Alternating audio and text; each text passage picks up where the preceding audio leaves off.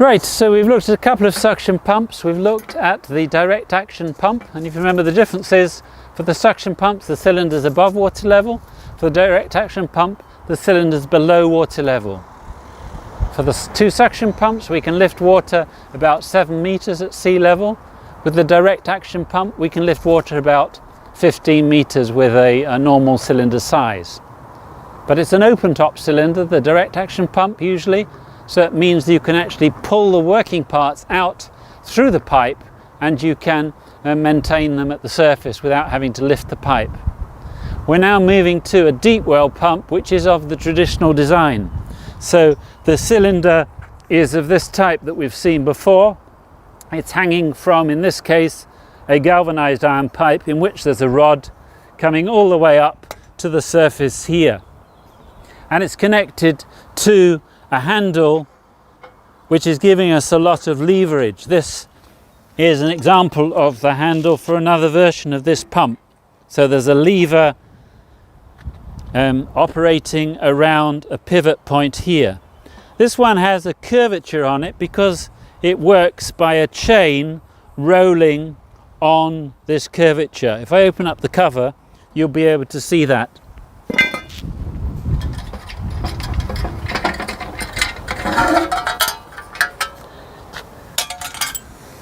So as I lift the handle up, this chain unrolls from the quadrant and the rod moves down. As I push the handle down, the chain rolls around the quadrant and it lifts the rod up. The chain here is unoiled in this case because we're handling it so much. Normally this would be well greased and oiled. Let's see how many strokes I need to start this pump.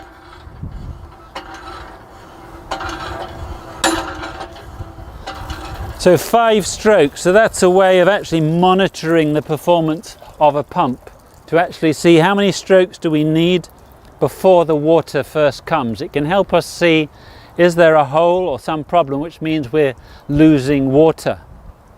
You can also monitor it to count the number of full strokes that take place to fill a standard bucket. That can give you an idea of the wear on the piston seal, because as the piston valve or foot valve wears, you're going to have to use more strokes. Now, because this is not an open top cylinder, it's a major problem to maintain it, because we're going to need to unscrew the top here. We're going to need to pull up the first section of pipe, open the joint, lift the pipe up, disconnect the rod, take the first rod and pipe off, then lift it up again. You'll see that on some of the other videos in this series. So it's quite a pain to maintain. We also have a problem if you're using galvanized iron with corrosion, and some pumps do make use of plastic pipes instead. But plastic pipes don't take a fine thread very well. You need to have a coarse thread on the plastic pipe. So this traditional design of deep well pump has a reducer on the top, and traditionally it uses a galvanized iron pipe which is threaded and joined together with couplings like this. The galvanizing only offers a certain amount of protection, and where you've cut the thread you've lost the galvanizing.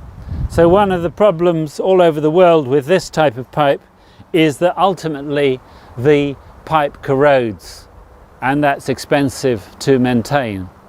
You can use plastic pipes, but plastic pipes don't take fine threads very well, and normal UPVC plastic pipes are too thin to be threaded. So if you're going to have a plastic pipe, you need to have quite a thick plastic pipe, and you need to have quite a coarse thread on the plastic pipe. This one is a trapezoidal thread. So some hand pumps will be using plastic pipes instead of the galvanized iron pipe, which means we get over the problem of corrosion. It's also a lighter pipe. So that pipe's hanging down the borehole.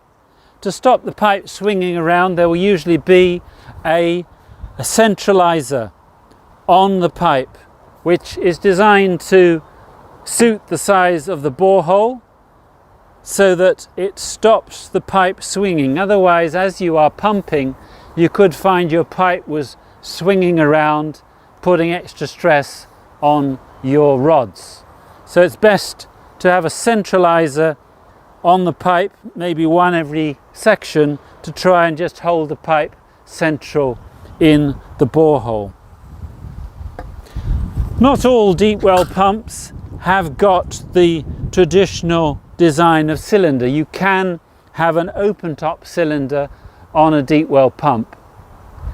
On the India Mark II we have a traditional design. There's another version called the India Mark III that has an open top cylinder with a larger diameter metal pipe to it, but that's very heavy and it can't go very deep because the threads on the galvanized iron pipe shear off.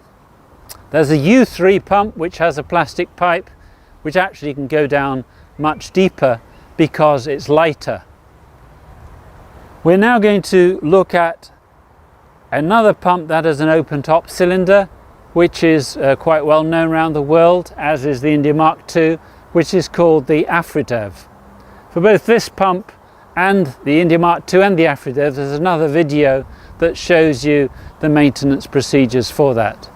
So let's go and look at the Aphrodev.